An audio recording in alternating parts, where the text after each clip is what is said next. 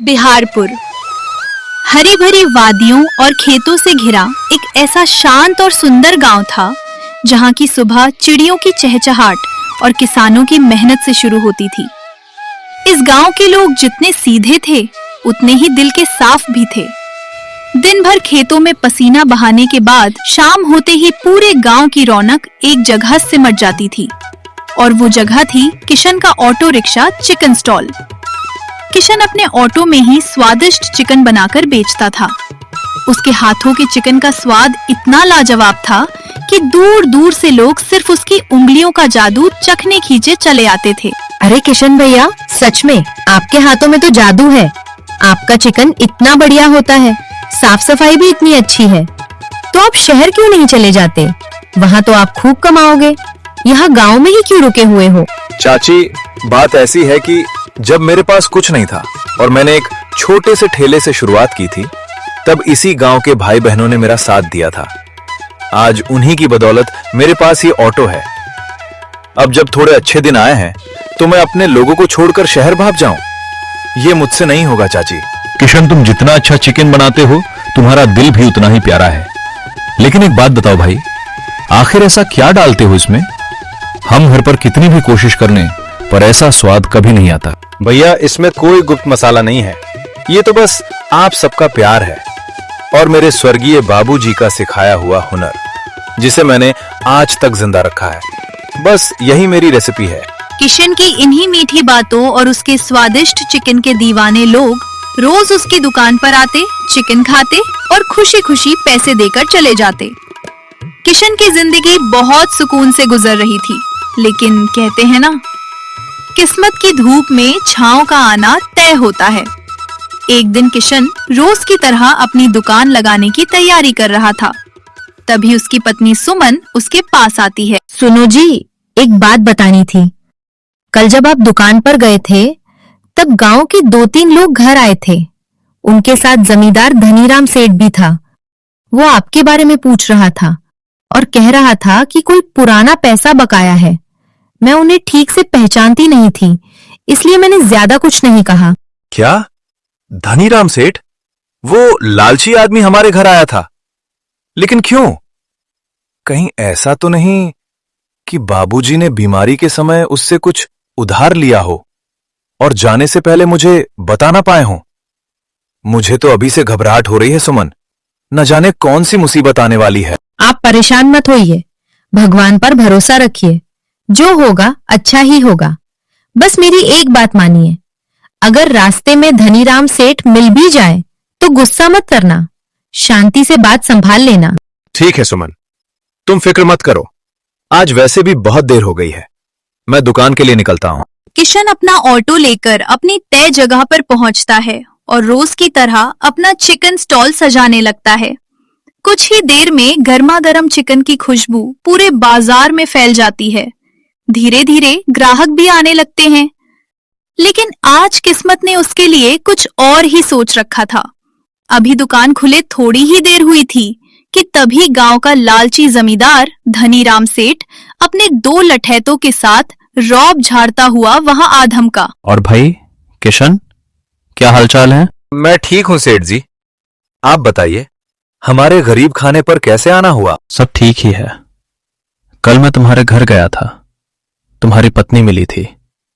बहुत सीधे सादे लहजे में बात कर रही थी।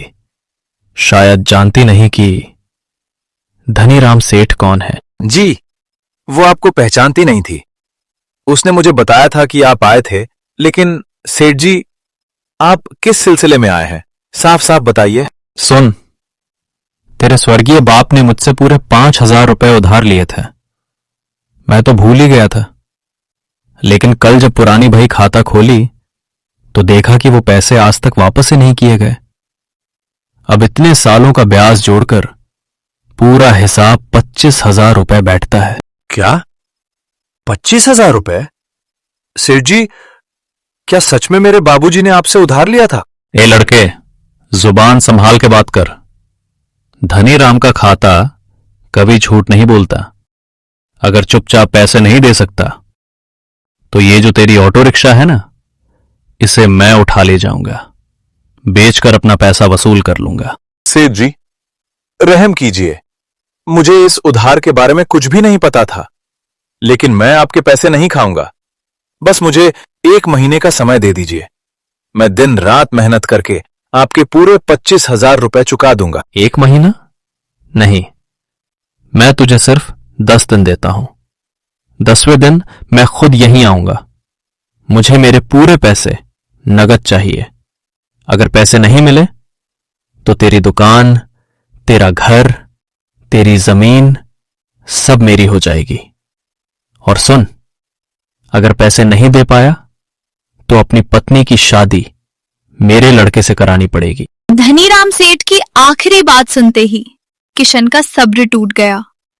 उसकी आंखों में गुस्से की आग साफ दिखाई देने लगी। सेठ, अपनी हद में रहकर बात करो। बात सिर्फ पैसों की है तो मैंने 10 दिन की मोहलत मांगी है। मैं वादा करता हूं 10वें दिन तुम्हारी पूरी रकम तुम्हारे सामने होगी। अब चुपचाप यहां से चले जाओ, इससे पहले कि मेरा गुस्सा 7वें आसमान पर पहुंच जाए और मैं कुछ ऐसा कर बैठूं जिससे तुम्हारी खैर ना हो। अच्छा, बड़ी गर्मी है तुझ में।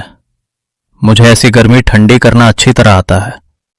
चलो रे लड़कों, 10 दिन बाद इसका सारा घमंड यहीं इसी जमीन पर मिला देंगे। चमचमाती कार से उतरा नया शादीशुदा जोड़ा मुस्कुराते हुए किशन के चिकन स्टॉल की ओर बढ़ा। उनके कपड़ों और बातचीत से साफ पता चल रहा था कि वे किसी बड़े शहर से आए हैं। किशन ने भी मुस्कुराकर दोनों का स्वागत किया। नमस्ते भैया, क्या आप ही किशन जी हैं? जी साहब, मैं ही किशन हूं। बताइए, मैं आपकी क्या सेवा कर सकता हूं? दरअसल हम पास के शहर से आए हैं। बगल वाले इलाके में मेरा एक छोटा सा कारखाना है। मुझे वहां के स्टाफ और वीआईपी मेहमानों के लिए एक बेहतरीन बावर्ची की तलाश थी। हमने आपके चिकन के स्वाद की बहुत तारीफ सुनी है। क्या आप हमारे कारखाने के मुख्य शेफ बनना पसंद करेंगे? साहब, आपकी इस पेशकश के लिए बहुत बहुत धन्यवाद।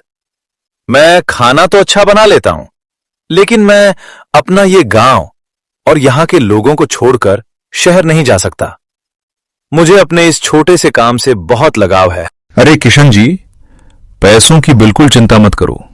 तुम जितना कहोगे उतना मिलेगा। महीने के 10,000, 20,000 या उससे भी ज्यादा। तुम बस हां कह दो। नहीं बाबू साहब, बात पैसों की नहीं, अपनों की है। मैं शहर नहीं आ पाऊंगा, मुझे माफ कर दीजिए। किशन की बात सुनकर शहर से आए दंपत्ति ने एक दूसरे की तरफ देखा। उन्हें समझ आ गया कि ये इंसान सिर्फ मेहनती ही नहीं बल्कि अपने गांव और अपने लोगों से सच्चा प्यार भी करता है। तभी शहर से आई महिला मुस्कुराते हुए बोली, अच्छा किशन जी, अगर आप शहर नहीं आ सकते तो कोई बात नहीं। क्या आप हमारे कारखाने के लिए रोज 40 से 50 चिकन पैक करके दे सकते हैं? हमारी गाड़ी रोज यहाँ आएगी और आपका तैयार माल लेकर चली जाएगी। आपको पूरा भुगतान समय पर मिलेगा। अरे मैडम जी, अगर ऐसी बात है तो मुझे बिल्कुल मंजूर है। मैं रोज सुबह एकदम ताजा और गर्मा गर्म चिकन तैयार करके यहीं रखूंगा। आपकी गाड़ी आएगी और पैकिंग लेकर चली जाएगी। बहुत बढ़िया, तो फिर हमारी डील पक्की रही। लेकिन इतनी बातें हो गईं, पहले हमें वो मशहूर चिकन खिलाकर तो देखिए जिसकी तारीफ पूरे इलाके में हो रही है। जी बाबूजी, अभी लेकर आया। मैडम जी, आपके लिए भी। किशन तुरंत काम में लग गया। कुछ ही मिनटों में उसने गर्मा गर्म 2 प्लेट चिकन तैयार करके दोनों के सामने रख दिया। जैसे ही दोनों ने पहला निवाला खाया, उनके चेहरे खुशी से खिल उठे। वाह किशन जी, सच में जैसा सुना था, स्वाद उससे भी कई गुना बेहतर है। तुम्हारी तरक्की को अब कोई नहीं रोक सकता। वाकई कमाल का स्वाद है। ये लीजिए हमारी तरफ से एडवांस पैसे। कल से हमारा ऑर्डर तैयार रखिएगा। इतना कहकर दोनों अपनी कार में बैठकर चले गए। उनके जाते ही किशन की आंखों में उम्मीद की एक नई चमक दिखाई देने लगी। एक तरफ 25,000 रुपए का पहाड़ जैसा कर्ज था, तो दूसरी तरफ भगवान ने कमाई का एक नया रास्ता खोल दिया था। उस दिन किशन का पूरा चिकन जल्दी ही बिक गया। शाम ढलते ही वो खुश मन से अपने घर की ओर लौट पड़ा। क्या बात है जी, आज चेहरे पर खुशी भी है और थोड़ी चिंता भी। क्या धनीराम सेठ मिला था? हाँ सुमन, धनीराम सेठ आया था। जो डर था वही हुआ। बाबूजी ने सच में उससे 5,000 रुपए उधार लिए थे। अब ब्याज मिलाकर वो 25,000 रुपए मांग रहा है और उसने सिर्फ 10 दिन की मोहलत दी है। अगर पैसे नहीं दिए तो हमारा घर, जमीन और मेरा ऑटो सब छीन लेगा। धनीराम सेठ की धमकी सुनकर सुमन का दिल बैठ गया, लेकिन तभी किशन ने मुस्कुराते हुए उसकी तरफ देखा। उसकी आंखों में डर नहीं बल्कि उम्मीद की एक नई किरण दिखाई दे रही थी। अरे सुनो, घबराओ मत। तुम ही तो कहती थी ना कि भगवान पर भरोसा रखो। आज सच में भगवान ने हमारी मदद के लिए एक फरिश्ता भेज दिया। फरिश्ता? कैसा फरिश्ता जी? आज दुकान पर शहर से एक बड़े कारखाने के मालिक और उनकी पत्नी आए थे। वो मेरे चिकन के स्वाद के दीवाने हो गए। उन्होंने मुझे रोज बड़ी मात्रा में चिकन पैक करके देने का ऑर्डर दिया है और देखो, उन्होंने एडवांस पैसे भी दे दिए हैं। अगर अगले 10 दिन मैं जी तोड़ मेहनत करूं तो धनीराम सेठ के पूरे 25,000 रुपए आसानी से चुका दूंगा। हे भगवान, आपका लाख लाख शुक्रिया। आपने डूबती नैया को तिनके का सहारा दे दिया। मुझे पूरा विश्वास था कि आप अपने इस सीधे साधे भक्त का हाथ कभी नहीं छोड़ेंगे। अब आप ज्यादा चिंता मत कीजिए। कल सुबह हमें बहुत जल्दी उठना है। ऑर्डर बड़ा है और तैयारी में समय लगेगा। पहले हाथ मुंह धो लीजिए, फिर आराम से खाना खाइए। बाकी सब ऊपर वाले पर छोड़ दीजिए। तुम बिल्कुल सही कह रही हो सुमन। मेहनत हमारी होगी और रहमत भगवान की। चलो, कल सुबह से एक नई जंग शुरू करते हैं। अगली सुबह सूरज की पहली किरण के साथ ही किशन उठ गया। उसने बिना समय गवाए अपना ऑटो तैयार किया और रोज की तरह अपनी जगह पहुंच गया। थोड़ी ही देर में सुमन भी वहां आ गई। दोनों पति पत्नी ने मिलकर बड़े ऑर्डर की तैयारी शुरू कर दी। एक तरफ ग्राहक आते रहे तो दूसरी तरफ कारखाने के लिए पैकिंग भी चलती रही। किशन बिना रुके लगातार कई घंटों तक मेहनत करता रहा। आखिरकार कारखाने के लिए पूरा चिकन ऑर्डर समय पर तैयार हो गया। उसी समय शहर से आए परदेसी बाबू अपनी गाड़ी लेकर वहां पहुंच गए। अरे किशन भाई, नमस्कार। क्या हमारे कारखाने के लिए तैयार किया गया चिकन पैक हो गया? जी बाबूजी, सब कुछ बिल्कुल ताजा और गर्मा गर्म तैयार है। ये लीजिए आपका पूरा ऑर्डर। बहुत बहुत धन्यवाद किशन भाई। तुम्हारी मेहनत, ईमानदारी और समय की पाबंदी सच में काबिले तारीफ है। ये लो, तुम्हारे आज के पूरे पैसे। कल फिर इसी समय हमारी गाड़ी आ जाएगी। बहुत बहुत शुक्रिया बाबूजी। मैं कल भी पूरा ऑर्डर समय पर तैयार रखूंगा। परदेसी बाबू पैसे देकर वहां से चले गए। अब किशन पहले से भी ज्यादा मेहनत करने लगा। दिन में दुकान और सुबह कारखाने का ऑर्डर। इसी तरह लगातार लगभग एक हफ्ता बीत गया। बड़े ऑर्डर और रोज की बिक्री से उसकी अच्छी खासी कमाई होने लगी। अब उसके पास धनीराम सेठ का पूरा कर्ज चुकाने लायक पैसे लगभग जमा हो चुके थे। लेकिन धनीराम सेठ के मन में कुछ और ही चल रहा था। उसे डर था कि अगर किशन ने समय पर पैसे चुका दिए तो उसका लालच अधूरा रह जाएगा। इसलिए उसने एक नई चाल चलने का फैसला किया। 8वें दिन सुबह सुबह वो अपने दोनों लठैतों के साथ फिर से किशन के चिकन स्टॉल पर पहुंच गया। क्यों रे किशन, आजकल बहुत उड़ रहा है।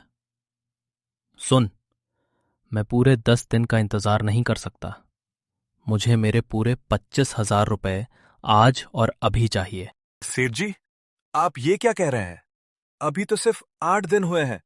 आपने पूरे गांव के सामने मुझे 10 दिन का समय दिया था। वादा गया तेल लेना। पैसा मेरा है, मर्जी भी मेरी चलेगी। अगर आज पैसे नहीं दे सकता तो अपने खेत, अपनी जमीन और इस ऑटो की चाबी मेरे हवाले कर दे। फिर अपना बोरिया बिस्तर समेट और इस गांव से दफा हो जा। सेठ जी, जुबान की भी कोई कीमत होती है। आपने खुद मुझे 10 दिन का समय दिया था। अब 8वें दिन सब कुछ छीनने आ गए। ये सरासर नाइंसाफी है। दोनों के बीच बहस बढ़ती ही जा रही थी। उसी समय रोज की तरह शहर से आए परदेसी बाबू अपनी गाड़ी लेकर वहां पहुंचे। उन्होंने दोनों को झगड़ते देखा तो तुरंत बीच बचाव करने आगे बढ़े। अरे अरे, क्या बात है किशन भाई, सुबह सुबह ये किस बात का झगड़ा हो रहा है? कुछ नहीं बाबूजी, मेरे बाबूजी का पुराना कर्ज था। सेठ जी ने मुझे 10 दिन का समय दिया था, लेकिन आज सिर्फ 8वें दिन ही पैसे मांग रहे हैं। मेरे पास लगभग सारे पैसे तैयार हैं। बस 2 दिन और मिल जाते तो मैं पूरी रकम चुका देता। ओए शहर वाले बाबू, तू कौन होता है हमारे बीच बोलने वाला? ये गांव का मामला है, चुपचाप किनारे हो जा, वरना अच्छा नहीं होगा। धनीराम सेठ का घमंड देखकर परदेसी बाबू हल्का सा मुस्कुराए। फिर उन्होंने अपनी जेब से विजिटिंग कार्ड निकाला और धनीराम सेठ के सामने रखते हुए बोले, मेरा नाम राजवर्धन है। मैं शहर की एक बड़ी फूड्स फैक्ट्री का मालिक हूं, और जिसे तुम मामूली चिकन वाला समझ रहे हो, वो मेरी कंपनी का सबसे भरोसेमंद पार्टनर बनने जा रहा है। अब बताओ, कितना पैसा देना है? पूरे 25,000 रुपए, ब्याज समेत। बस इतनी सी बात? ये लो, तुम्हारे पूरे 25,000 रुपए, अभी के अभी गिन लो। और सुनो, आज के बाद अगर तुमने किशन या उसके परिवार को परेशान किया तो अगली मुलाकात सीधे पुलिस स्टेशन में होगी, याद रखना। राजवर्धन की बात सुनते ही धनीराम सेठ के चेहरे का रंग उड़ गया। उसके हाथ कांपने लगे। उसने जल्दी जल्दी पैसे गिने और बिना कुछ बोले अपने दोनों लठैतों के साथ वहां से भाग निकला। गांव वाले ये सब देखकर खुश हो गए। सबकी आंखों में किशन के लिए सम्मान और भी बढ़ गया। बाबूजी, आज आपने मेरा घर, मेरी जमीन और मेरा सम्मान सब कुछ बचा लिया। मैं आपका ये एहसान जिंदगी भर नहीं भूलूंगा। मैं आपके ये पैसे बहुत जल्द लौटा दूंगा। किशन भाई, ये कोई एहसान नहीं है, ये तुम्हारी ईमानदारी, तुम्हारी मेहनत और तुम्हारे हाथों के लाजवाब चिकन का इनाम है। जो इंसान अपने गांव और अपने लोगों के लिए शहर का इतना बड़ा ऑफर ठुकरा सकता है, भगवान भी उसकी मदद करने के लिए किसी न किसी को जरूर भेजता है। अब बिना किसी चिंता के अपने काम पर ध्यान दो। तुम्हारी मेहनत एक दिन तुम्हें बहुत आगे लेकर जाएगी। राजवर्धन की बातें सुनकर किशन की आंखें नम हो गईं।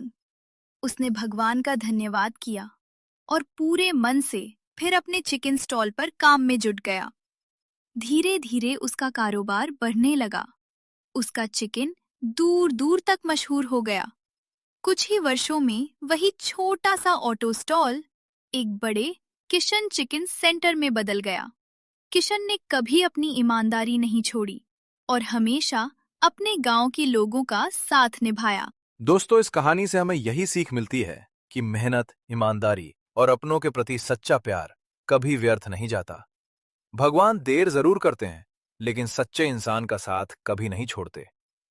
अगर आपको यह कहानी पसंद आई हो तो वीडियो को लाइक करें, चैनल को सब्सक्राइब करें और ऐसी ही प्रेरणादायक कहानियों के लिए जुड़े रहिए। धन्यवाद।